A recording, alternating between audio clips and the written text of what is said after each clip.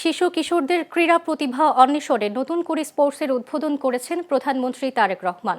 প্রধানমন্ত্রী হিসেবে দায়িত্ব গ্রহণের পর প্রথমবারের মতো সিলেট সফর করছেন তিনি। দিনব্যাপী এই সফরে তিনি উন্নয়ন ও অবকাঠামো খাতের একাধিক প্রকল্পের উদ্বোধন ও ভিত্তিপ্রস্তর স্থাপন করেন। এছাড়া সুধী সমাবেশে প্রধানমন্ত্রী খাল খনন ও জলবদ্ধতা নিরসনে সরকারের উদ্যোগ, সারা দেশে রেল যোগাযোগ সম্প্রসারণ এবং আধুনিক স্বাস্থ্যসেবা নিশ্চিত করার পরিকল্পনার কথা তুলে ধরেন। বিস্তারিত প্রতিবেদনে।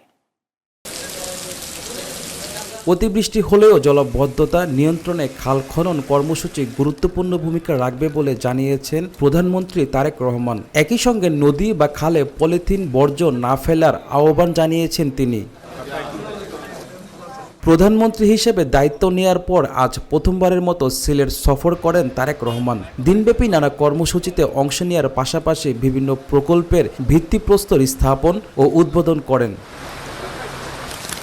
সকালেই ওসমানী আন্তর্জাতিক বিমানবন্দরে পৌঁছে প্রধানমন্ত্রী হযরত শাহজালাল রহমতুল্লাহ আলাইহি এর মাজার জিয়ারত করেন। পরে সিলেটে সুরমা নদীর উভয় পাশে সৌন্দর্য বর্ধন ও বন্যা প্রতিরোধ অবকাঠামো নির্মাণ প্রকল্পের ভিত্তিপ্রস্তর স্থাপন শেষে তিনি সুধী সমাবেশে অংশ নেন।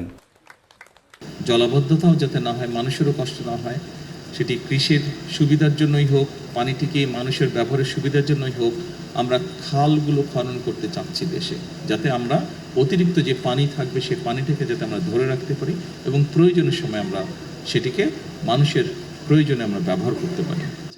বক্তব্যে সারা দেশে রেল যোগাযোগ সম্প্রসারণ এবং আধুনিক স্বাস্থ্যসেবা নিশ্চিত করার পরিকল্পনার কথাও তুলে ধরেন তারেক রহমান। পাশাপাশি জানান, দেশের মানুষের জন্য লন্ডন ও ইউরোপের মানের স্বাস্থ্যসেবা নিশ্চিত করতে সরকার কাজ করছে। যেটি এখন ইউরোপে প্রত্যেকটি দেশই দেখছে, যে দেশগুলো উন্নত তারা দেখছে যে স্বাস্থ্যসেবাটা, একজন মানুষ যখন অসুস্থ হয় তাকে চিকিৎসা দেওয়া, ডাক্তার, নার্স, হসপিটালের বেড, ওষুধপত্র সবকিছু বেশ ব্যয়বহুল। কাজেই আমরা যদি একটি পরিকল্পনা গ্রহণ করি যে আমরা যদি মানুষকে সচেতন করতে পারি, সচেতনতার মাধ্যমে আমরা যদি অসুস্থ মানুষের সংখ্যা কমিয়ে আনতে পারি, তাহলে যারা অসুস্থ হবেন তারা বেটার সার্ভিস পাবে যখন তারা ডাক্তারের কাছে যাবে, যখন তারা হসপিটালে যাবে। এই সফরে সিলেট সদর উপজেলার কাশীপুর ইউনিয়নে বাইশা নদী পুনঃখনন কর্মসূচির উদ্বোধন করেন প্রধানমন্ত্রী। বাংলাদেশের মানুষ এমন একটি সরকারকে 12 তারিখে নির্বাচনে ভোট দিয়ে সরকার গঠন করেছে, যেই সরকার জনগণের জন্য কাজ করবে।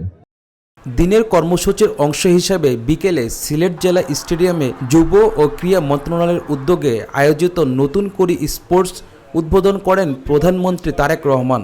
সফরের শেষ পর্যায়ে তিনি সিলেট শিল্পকলা একাডেমিতে একটি সভায় অংশ নেন।